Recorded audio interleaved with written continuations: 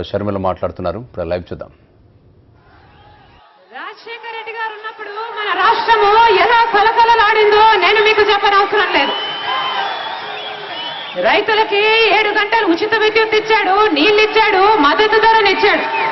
అవసరమైన ప్రతిసారి వారికి అండగా నిలబడ్డారు. రైతులంతా అప్పుల నుంచి బయటపడి లాభాల బాట పట్టిన రోజులవి.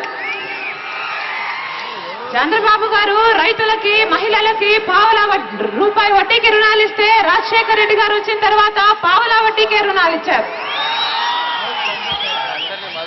మన రాష్ట్రంలో ఎంతో మంది మహిళలు అప్పటి వరకు బ్యాంకు ముఖం చూసి ఎరగని మహిళలు కూడా బ్యాంకు వరకు వెళ్లి డబ్బులు తీసుకుని గొప్పగా ఆర్థికంగా స్థిరపడిన రోజులవి.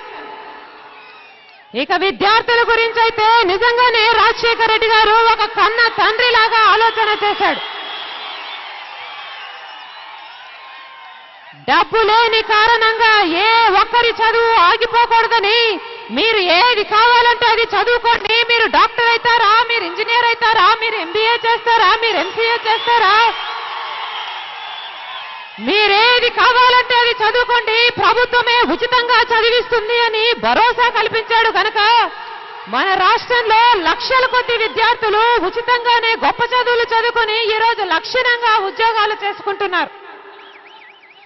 పేదవాడు కూడా వైద్యానికి అర్హుడే అని, పేదవాడు కూడా గొప్పవాడిలాగా గొప్ప ఆసుపత్రికి పోయి తలెత్తుకొని వైద్యం చేయించుకోగలగాలని ఆరోగ్యశ్రీని చేస్తే మన రాష్ట్రంలో లక్షల కొద్ది ప్రజలు లక్షలు విలువ చేసే వైద్యాన్ని ఉచితంగానే పొందారు. కోయి కోయి కోయి కోయి అని ఫోన్ చేసిన 20 నిమిషాలకు వచ్చేసేది 108, 104 అయితేనేమి, అభయహస్తం అయితేనేమి, ఉపాధి హామీ అయితేనేమి, ఎన్నో పథకాలను అద్భుతంగా చేసి చూపించాడు రాజశేఖర రెడ్డి గారు. దేశమంతా 47 లక్షల పక్కా ఇళ్లు కడితే పేదల కోసం రాజశేఖర రెడ్డి గారు ఒక్క మన రాష్ట్రంలోనే 47 లక్షల పక్కా ఇళ్లు కట్టి చూపించారు. చంద్రబాబు గారు 16 లక్షల మందికి పెన్షన్లు ఇస్తే రాజశేఖర రెడ్డి గారు 71 లక్ష మందికి పెన్షన్లు ఇచ్చారు. అంత పెద్ద మనసు రాజశేఖర రెడ్డి గారు. రాజశేఖర రెడ్డి గారు ఇన్ని పథకాలు చేస్తూ కూడా ఏ ఒక్క రోజు ఏ ఒక్క ఛార్జీని పెంచలేదు. ఎందుకంటే రాజశేఖర రెడ్డి గారికి తెలుసు, నేను ఏ ఛార్జీ అయినా పెంచినా, ఏ ధరలైనా పెంచినా అది పేదవాడి మీద పడుతుంది, నా అక్క చెల్లెల మీద భారం పడుతుంది, అది నాకు ఇష్టం లేదు అన్నాడు రాజశేఖర రెడ్డి గారు. రాజశేఖర రెడ్డి గారు ముఖ్యమంత్రిగా ఉన్న 5 సంవత్సరాలలో ఏ ఒక్క రూపాయి పెరగలేదు కరెంటు ఛార్జీ మీద. రాజశేఖర రెడ్డి గారు ముఖ్యమంత్రిగా ఉన్న 5 సంవత్సరాలలో ఆర్టీసీ ఛార్జీలు 1 రూపాయి పెరగలేదు, గ్యాస్ ధరలు 1 రూపాయి పెరగలేదు. ఏ ఛార్జీలు పెంచకుండానే, ఏ కొత్త పన్ను వేయకుండానే అన్ని అభివృద్ధి కార్యక్రమాలు చేసిన రికార్డు ముఖ్యమంత్రిగా నిలిచారు రాజశేఖర రెడ్డి గారు.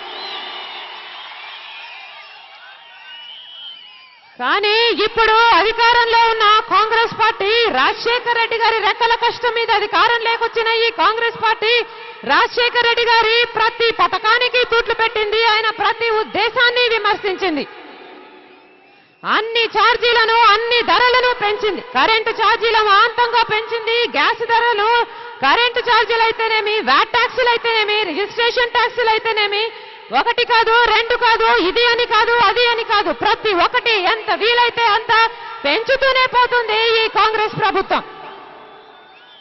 చేసిన పాపాలు సరిపోలేదంటూ ఇప్పుడు విభజన పేరుతో అన్నతమ్ముల మధ్య అగ్గి పెట్టి ఆ అగ్గిలో చలి కాచుకుంటుంది ఈ కాంగ్రెస్ పార్టీ. గొడ్డలితో నరికినట్టు మన రాష్ట్రాన్ని 2 ముక్కలుగా చేసి కేవలం వాళ్ళ ఓట్ల కోసము, వాళ్ళ సీట్ల కోసము టీఆర్ఎస్ ను తమలో కలుపుకొనైనా సరే కేంద్రంలో లబ్ధి పొందడం కోసము, రాహుల్ గాంధీని ప్రధానమంత్రిని చేసుకోవడం కోసము మన రాష్ట్రంలో కోట్ల మంది ప్రజలకు అన్యాయం చేయడానికి పూనుకుంది కాంగ్రెస్ పార్టీ. తెలుగువారి ఓట్లు దండుకొని తెలుగువారిపైనే వేటు వేసింది కాంగ్రెస్ పార్టీ. తెలుగువారి భిక్షతో కేంద్రంలో, రాష్ట్రంలో గద్దెనెక్కి కూర్చొని తెలుగువారినే వెన్నుపోటు పొడిచింది కాంగ్రెస్ పార్టీ. ఇప్పటికే మహారాష్ట్రలో అవసరాలు తీరిన తర్వాత కర్ణాటకలో ఉన్న ఆల్మట్టి నారాయణపూర్ డ్యాములో నిండుతే తప్ప కిందున్న మన రాష్ట్రానికి నీళ్ళొదలని తీరును చూస్తున్నాం. అలాంటిది ఇప్పుడు మధ్యలో ఇంకో రాష్ట్రం వచ్చి కృష్ణా నీళ్ళని అడ్డుకుంటే మన నాగార్జున సాగర్ కైతేనేమి శ్రీశైలం ప్రాజెక్టుకు అయితేనేమి నీళ్లు ఎక్కడి నుండి వస్తాయి? కాంగ్రెస్ పార్టీ సమాధానం చెప్పాలి. కృష్ణ నీళ్లు రాకపోతే అసలు రాయలసీమ అయితే ఎడారే అయిపోదా? కనీసం ఇక్కడ రైతాంగానికి ఒక్క పంటకైనా దిక్కుంటుందా? గడప గడపలో ఆత్మహత్యలు జరగవా? గ్రామాలన్నీ శ్మశానాలుగా మారిపోవా? కాంగ్రెస్ పార్టీ సమాధానం చెప్పాలి. గోదావరి ప్రాజెక్టుకు పోలవరం ప్రాజెక్టుకు జాతీయ హోదా కల్పిస్తామంటున్నారు. కానీ మధ్యలో ఇంకో రాష్ట్రం వచ్చి గోదావరి నీళ్లను అడ్డుకుంటే పోలవరం ప్రాజెక్టుని ఏ నీళ్లతో నింపుతారో కాంగ్రెస్ పార్టీ చెప్పలేదు. శ్రీకాకుళం నుంచి కుప్పం దాకా సముద్రం నీరు తప్ప మంచినీరు ఎక్కడుంది? కృష్ణ గోదావరి నీళ్లను అడ్డుకుంటే శ్రీమాంధ్రంతా ఒక మనిషి చేసిన మహా ఎడారి అయిపోవడము ఖాయం. కాంగ్రెస్ పార్టీ దీనికి సమాధానం చెప్పాలి. తెలుగు వారంతా ఒక్కటిగా ఉండాలని, తెలుగు ప్రజలంతా ఒక రాష్ట్రంగా ఉండాలి అని ఆంధ్రప్రదేశ్ ఏర్పడిన రోజున ఇదే కర్నూలు పట్టణము తమ రాజధాని హోదాని కోల్పోయి హైదరాబాద్ కోసమని గొప్ప త్యాగం చేసింది. ఆ తర్వాత వచ్చిన ప్రతి ముఖ్యమంత్రి హైదరాబాదు మన రాజధాని కదా అని అందరూ దాన్ని అభివృద్ధి చేశారు. ఈ రోజేమో హైదరాబాదులో మీకు భాగం లేదు వెళ్ళిపోండి అంటున్నారే, ఇది న్యాయమా? కాంగ్రెస్ పార్టీ సమాధానం చెప్పాలి. 10 ఏళ్లలో హైదరాబాద్ లాంటి రాజధానిని కట్టుకొని వెళ్ళిపోండి అంటున్నారే, హైదరాబాద్ను అభివృద్ధి చేయడానికి 60 ఏళ్లు పడితే కేవలం 10 ఏళ్లలో హైదరాబాద్ లాంటి రాజధానిని ఎలా నిర్మించుకోవాలని అనుకున్నారు? కాంగ్రెస్ పార్టీ సమాధానం చెప్పాలి. మన రాష్ట్రంలో చదువుకున్న ప్రతి విద్యార్థి తమ భవిష్యత్తు కోసము మొట్టమొదటిగా చూసేది హైదరాబాద్ వైపే. అలాంటిది ఇప్పుడు మన విద్యార్థులంతా చదువు అయిపోయిన తర్వాత ఉద్యోగాలు కావాలనుకుంటే ఎక్కడికి వెళ్ళాలి? కాంగ్రెస్ పార్టీ సమాధానం చెప్పాలి. వారిని కష్టపడి చదివించిన వారి తల్లిదండ్రులు, వారి మీదే ఆశ పెట్టుకున్న వాళ్ళంతా ఏమైపోవాలి? కాంగ్రెస్ పార్టీ సమాధానం చెప్పాలి. మన రాష్ట్రంలో ఇంత ఘోరం జరుగుతుంటే, కోట్ల మంది ప్రజలకు అన్యాయం జరుగుతుంటే మన ప్రధాన ప్రతిపక్ష నాయకుడు మటుకు చలనం లేకుండా ఉన్నాడు. ఎందుకంటే ఈ విభజనకు కారణమే చంద్రబాబు గారు గనుక. తెలంగాణ ఇచ్చేయండి అంటూ ఒక బ్లాంక్ చెక్ మీద సంతకం పెట్టి ఇచ్చేసినట్టు తెలంగాణకి అనుకూలంగా లేఖను రాసిచ్చేశాడు చంద్రబాబు గారు. ఈ రోజు కాంగ్రెస్ పార్టీ మన రాష్ట్రాన్ని విభజించే సాహసం చేసింది అంటే దానికి కారణం చంద్రబాబు గారు ఈ విభజనకు మద్దతు పలకడం కాదా అని అడుగుతున్నాం. చేసిందంతా చంద్రబాబు గారు చేసి రాజశేఖర రెడ్డి గారు ఈ విభజనకు కారణం అంటున్నారంటే ఈ మనిషిని ఏమనుకోవాలో కూడా అర్థం కావటం లేదు. ఒకవైపేమో ప్రధాన మంత్రితో సహా ప్రతి ఒక్కరూ రాష్ట్రంలో, దేశంలో ఉన్న ప్రతి ఒక్కరూ రాజశేఖర రెడ్డి గారు బ్రతుకుంటే ఆంధ్ర రాష్ట్రానికి గతి పట్టుండేది కాదు అని అంటుంటే, ఇంకో వైపేమో తెలంగాణకి అనుకూలంగా లేఖనిచ్చింది స్వయంగా చంద్రబాబు గారే అయితే రాజశేఖర రెడ్డి గారు విభజనకు కారణము అంటున్నారంటే ఈయనకు మనస్సాక్షి లేదనుకోవాలా, లేకపోతే ఈయన ఒంట్లో ప్రవహించేది మానవ రక్తం కాదు అనుకోవాలా?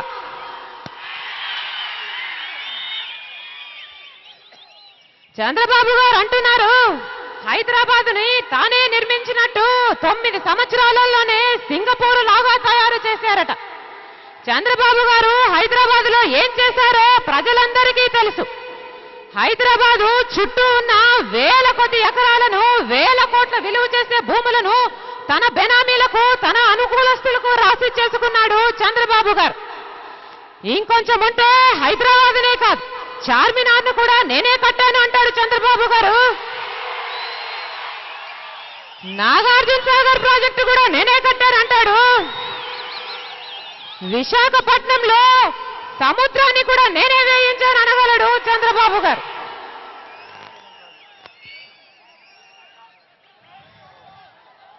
చంద్రబాబు గారు అన్నారు కాంగ్రెస్ పార్టీతో వైఎస్ఆర్ కాంగ్రెస్ పార్టీ కుమ్మక్కయిందట. ఎడుపులపాయకు ఇటలీకి లింక్ ఉందట. నిజంగానే వైఎస్ఆర్ కాంగ్రెస్ పార్టీతో కుమ్మక్కయి ఉంటే ఈ రోజు జగన్మోహన్ రెడ్డి గారు జైల్లో ఉండేవారా?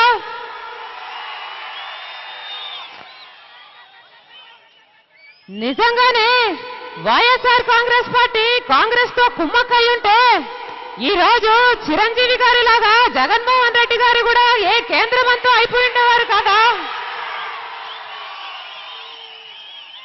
లేక ముఖ్యమంత్రి అయిపోయి ఉండేవారు కదా.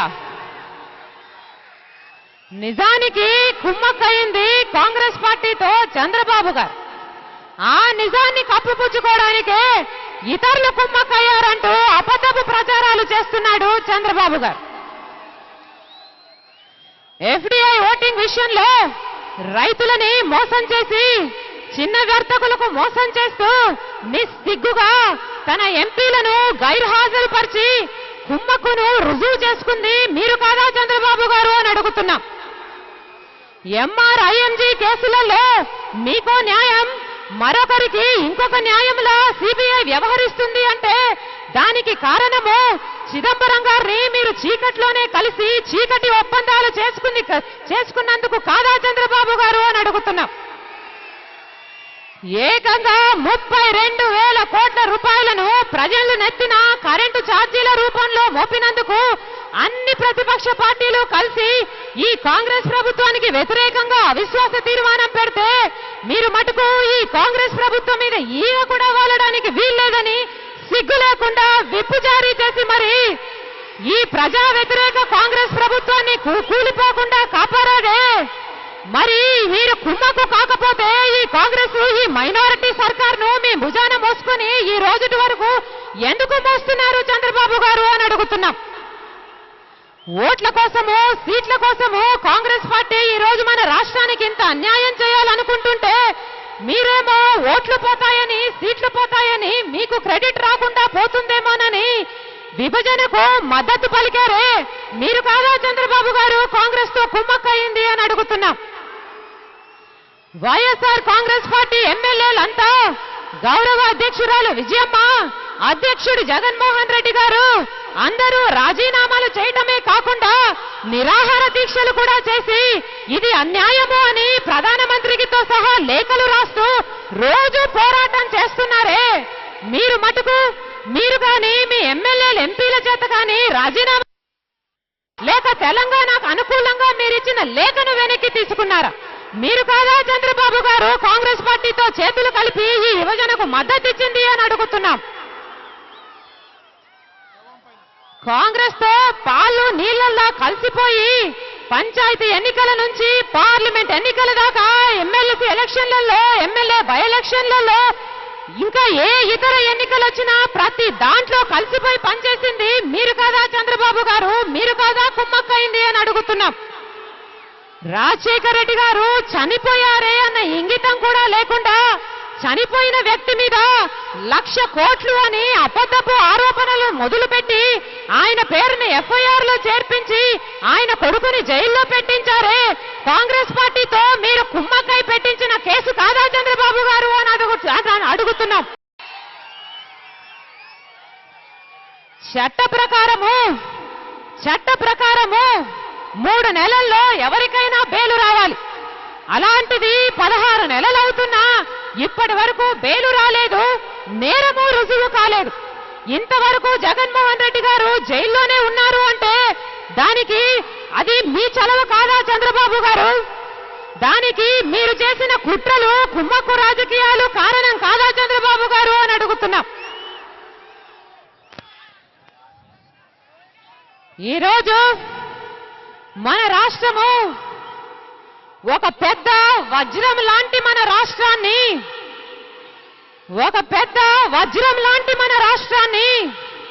ఈ కాంగ్రెస్ పార్టీ ముక్కలు చేయడానికి సాహసించింది అంటే దానికి కారణము చంద్రబాబు గారు విభజనకిచ్చిన మద్దతు కాదా?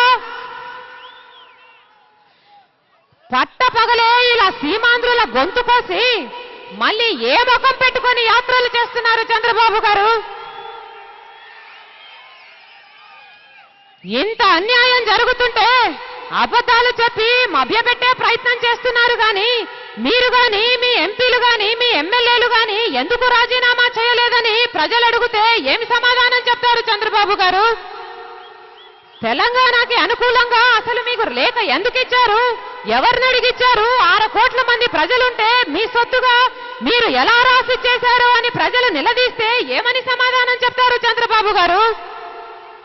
మళ్ళీ ఆయన యాత్ర పేరు ఆత్మ గౌరవ యాత్ర అంట.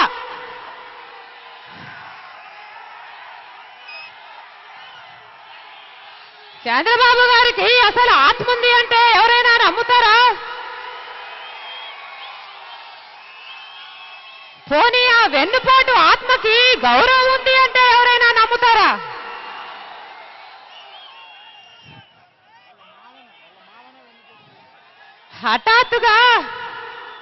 హఠాత్తుగా మన రాష్ట్రాన్ని 2 ముక్కలు చేస్తున్నాము అని కాంగ్రెస్ పార్టీ ప్రకటించిన వెంటనే వైఎస్ఆర్ కాంగ్రెస్ పార్టీకి సంబంధించిన అంతమంది నాయకులు రాజీనామాలు చేశారు, తమ నిరసన తెలియజేశారు, ఇది అన్యాయమని గొంతెత్తారు.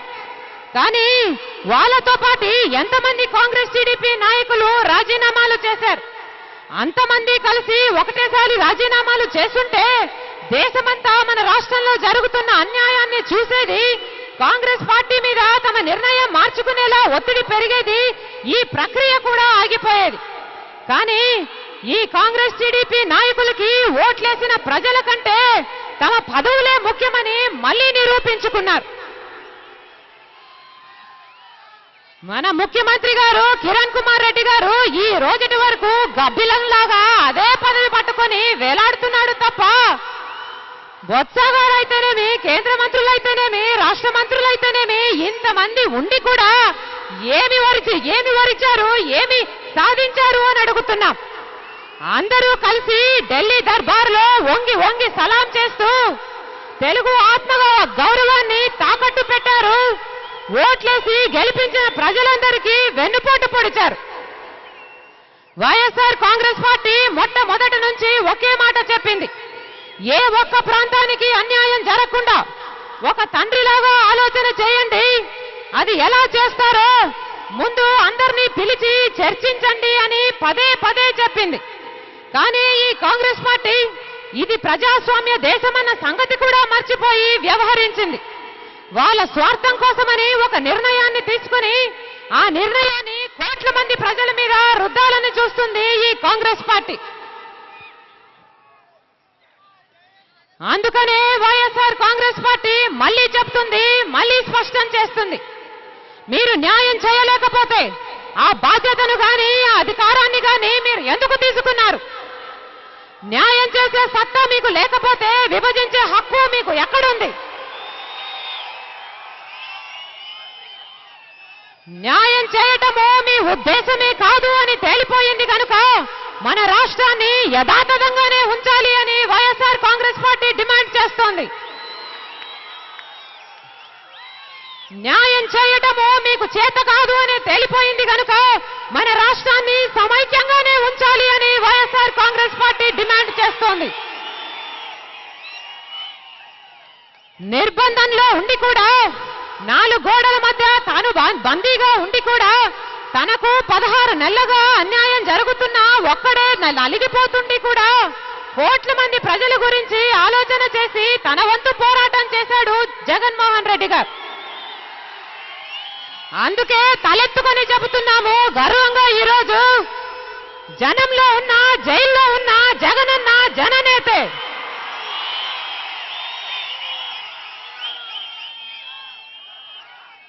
బయటే ఉన్న ఈ కాంగ్రెస్ టీడీపీ నాయకులు దొంగలే, ద్రోహులే. ఈ కాంగ్రెస్ పార్టీ లొంగేదాకా జగనన్న నాయకత్వంలో వైఎస్ఆర్ కాంగ్రెస్ పార్టీ వెనుకడుగు వేయకుండా పోరాటం చేస్తూనే ఉంటుందని, ప్రజల పక్షాన నిలబడే ఉంటుందని మీకు మాటిస్తున్నాం. విలువలతో కూడిన రాజకీయాలు చేసే దమ్ము, ధైర్యము ఈ కాంగ్రెస్ టీడీపీ నాయకులకు లేవు గనుకనే కుట్రలు పన్ని అబద్ధపు కేసులు పెట్టి సిబిఐ వెనకాల దాక్కుని దాడి చేసి జగనన్నను జైలు పాలు చేశారు. కానీ బోనులో ఉన్న సింహము సింహమే.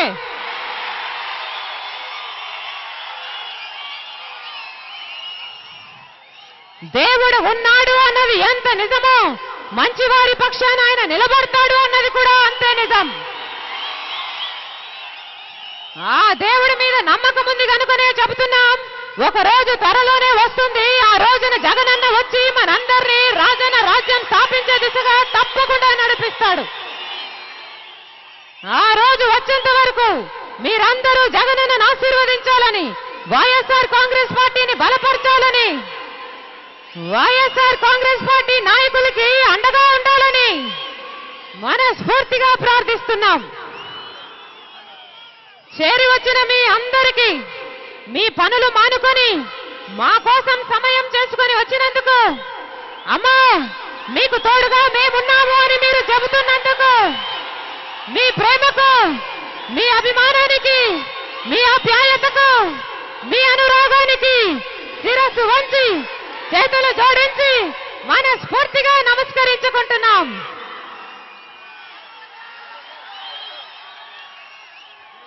జై సమైక్యాంధ్ర, జై జై సమైక్యాంధ్ర, జై సమైక్యాంధ్ర, జై జై సమైక్యాంధ్ర, జోహార్ వైఎస్ఆర్, జై జగన్.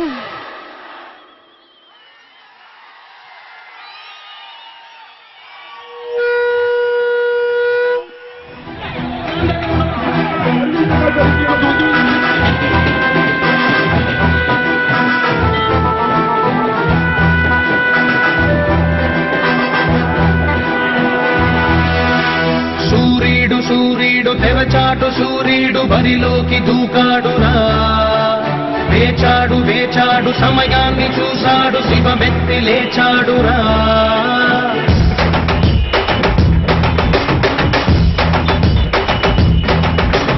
వేటాడు సింగమే వీడురా, జూలు విదిలించి లంఘించినాడురా.